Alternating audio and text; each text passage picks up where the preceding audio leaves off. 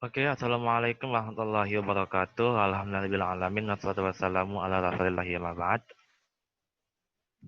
Pada pembahasan kali ini kita akan membahas tentang peta.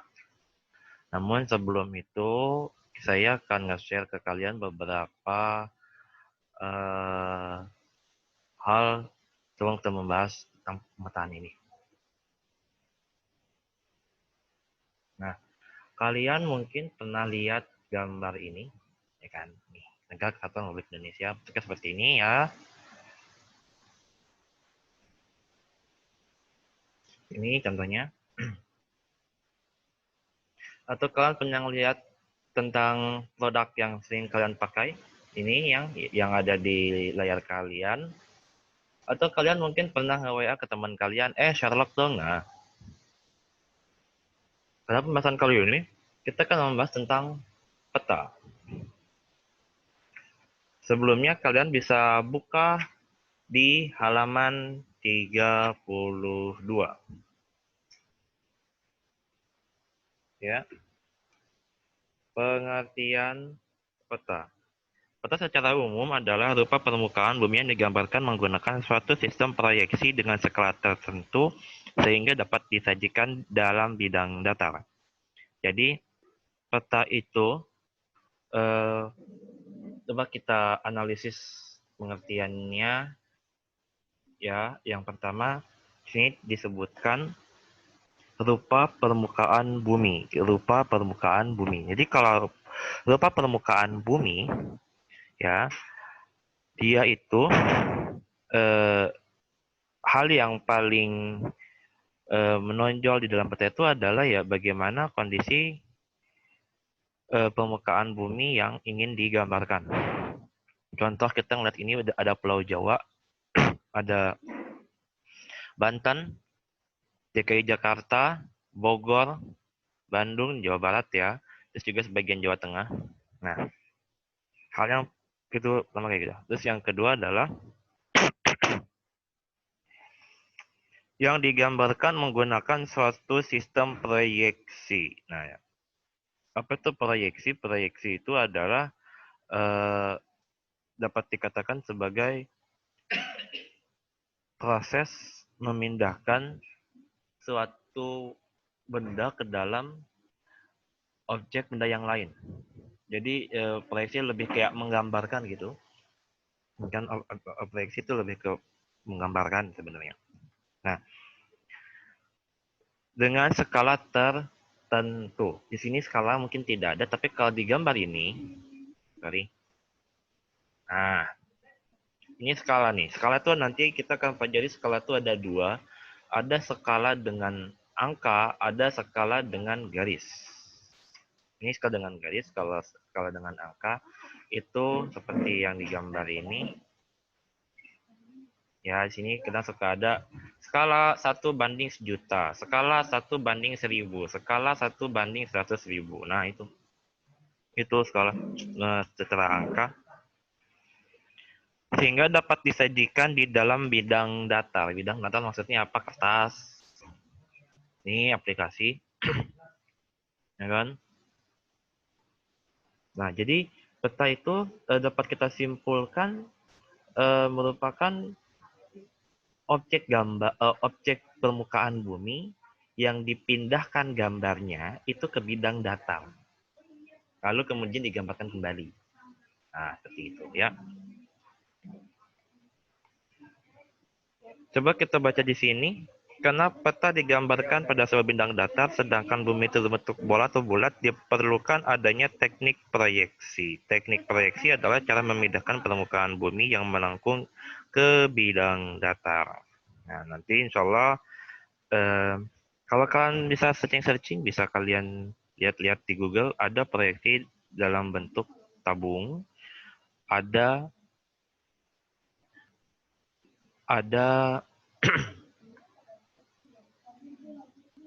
ada proyeksi dalam bentuk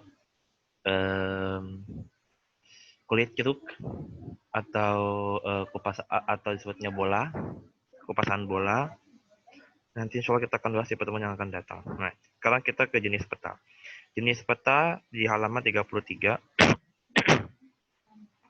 Ada peta umum. Peta umum itu dibagi lagi ada peta korografi, yaitu peta yang menampilkan permukaan seluruh alam atau sebagian permukaan bumi secara umum. Biasanya memiliki skala sedang. Contoh peta korografi adalah atlasnya seperti ini. Ini seperti peta umum. Ya, kenapa? Karena dia menampilkan permukaan seluruh atau sebagian permukaan bumi secara umum. Ya, secara umumnya aja gitu. Jadi cuma lihat gambar-gambar doang nih, kayak gitu kan. Gini-gini doang. Tidak ada bentuk yang lain-lainnya. Tidak ada pembagian-pembagiannya, dan lain sebagainya. Dan yang kedua adalah peta topografi, adalah peta yang menampilkan relief atau bentuk permukaan bumi. Seperti ini nih ya. Kalau kalian tahu topografi itu bukan.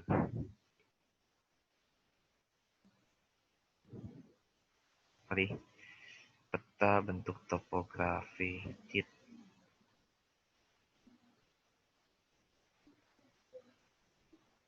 Tampilkan citra. Mungkin di sini nggak ada ya, sorry.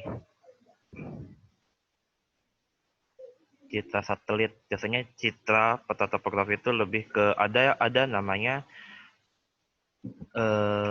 peta ini.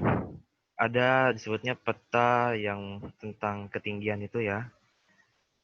Peta topografi itu kayak contoh peta tentang ketinggian, peta kontur ya, baru ingat sorry, peta kontur. Ada juga mungkin kalau mau lebih dini lagi bisa juga pakai satelit biasanya. Satelit kayak gini nih, satelit. Nah, yang gini, ya ini satelit. Dia ke topografi karena memang dia bisa menampilkan ketinggian-ketinggian.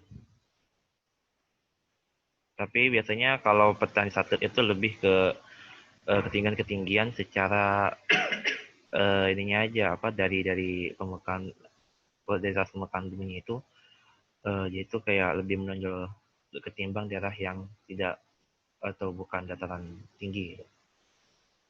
Sini ya. Baik lagi. Nah, contoh seperti ini nih. Ini peta kontur nih, peta topografi nih. Nah, sedang tinggi ini dulu.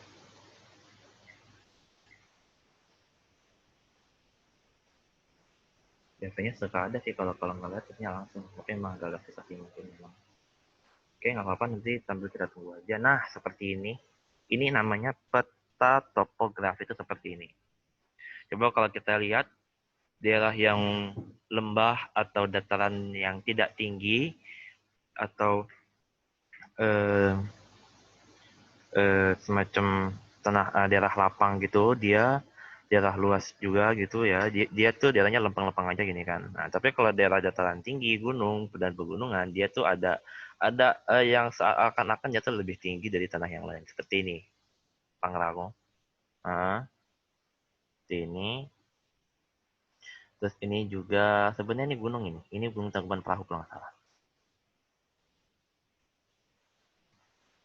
Tapi mungkin tidak keluar ya hasilnya. Lalu kedua ada peta tematik. Peta tematik adalah peta yang menggambarkan kenampakan fenomena tertentu. Ya, peta tematik itu lebih ke dia tuh kayak mau ngasih tahu info apa aja yang mau disampaikan lewat peta. Sebagai contohnya adalah peta wilayah administratif Republik Indonesia. Ya, isinya adalah peta Indonesia secara umum. Ya, peta Indonesia secara umum. Sorry, coba kita balikin dulu petanya. Tuh, kayak contoh misalkan daerah ini nih. Jadi isinya cuma wilayah ini doang nih, nggak ada apa-apa. Nah, ini Lampung, nanti ditulisin Lampung, ini Palembang, ini Bangka Belitung. Cuma nanti biasanya satu warna doang. Misalkan wilayah yang memang provinsi Lampung diwarnai seluruhnya dengan warna putih. Yang Sumatera Selatan dia diwarnai dengan warna pink. Bengkulu dia akan diwarnai dengan warna merah dan sebagainya. Gitu. Nah, apa fungsi dan tujuan pembuatan peta? Yang pertama dan yang paling utama, peta bukan dibuat dengan tujuan untuk mencari rumah neneknya Dora. Beda lagi. Fungsi dan tujuan pembuatan peta adalah, coba kalian baca di halaman 35, menunjukkan posisi atau lokasi suatu wilayah di muka bumi. Yang kedua, memperlihatkan atau menggambarkan fenomena-fenomena dan bentuk-bentuk pada permukaan bumi. Yang ketiga, memperlihatkan ukuran, luas, daerah, dan jarak di permukaan bumi. Dan yang keempat, menyajikan informasi dalam konteks keruangan. Jadi, misalkan kamu mau tahu posisi rumah saya, ada di Maps. Jalannya jalan apa? Jalan ini nama sini. Kalian cek di peta ada nggak? Biasanya kalau memang dia tinggalnya di muka bumi pasti punya, pasti ada. Tapi kalau memang tinggalnya di alam lain nggak mungkin ada. Yang kedua adalah memperlihatkan atau menggambarkan fenomena-fenomena dan bentuk-bentuk pada permukaan bumi. Seperti contoh, ini kita ini ada Pulau Jawa, ya kan? Itu kan permukaan bumi tuh. Bentuknya seperti ini. Seperti inilah. Ini Pulau Papua seperti ini. Pulau Kalimantan, terus Pulau Sulawesi seperti ini. Nah, kayak gitu. Ketiga, memperlihatkan ukuran luas daerah dan jarak di permukaan bumi. Ya, kalau untuk mengetahui jarak, kalian bisa ada rumusnya yang mungkin dari SMP kalian bisa, dan kalian memang pernah belajar. Ukurannya juga untuk mengukur antara luas di peta dengan luas di lapangan seperti apa, insya Allah nanti ada rumusnya. Dan yang keempat, menyajikan informasi dalam konteks keruangan. Jadi maksudnya dalam menyajikan informasi tentang permukaan bumi, tentang ruang bentuk permukaan bumi itu kayak gimana gitu. Dan sedangkan tujuannya adalah membantu suatu pekerjaan, misalkan untuk konstruksi jalan, navigasi, atau perencanaan. Yang kedua, analisis data spasial. Yang ketiga, menyimpan informasi. Yang keempat, membantu dalam pembuatan suatu desain. Yang kelima, komunikasi informasi ruang. Jadi misalkan kalian mau bikin rumah, kan kalian harus tahu dulu kan tanahnya seperti apa, ketinggiannya berapa, terus kemudian di dekat-dekat lokasi pembuatan rumah itu kamu bakal ketemu apa. Nah, untuk bagaimana kita bisa merencanakan kamu bikin rumah tersebut dengan baik dan benar, sehingga kamu tidak kecewa dengan hasilnya atau kecewa dengan suatu saat nanti di mana misalkan bakal ketemu musibah yang mungkin amit-amit ya, yang mungkin kita bisa ketemu. Biasanya peta itu dibutuhkan. Makanya biasanya pengembang-pengembang rumah dalam membuat suatu hunian itu bukan ngebahas tentang desain rumahnya dulu, tetapi peta sekitaran rumahnya, ya peta sekitaran lokasi yang akan dibangun itu kayak gimana. Nah, informasi dan analisis data spasial, nanti data spasial kita akan belajar di bab berikutnya.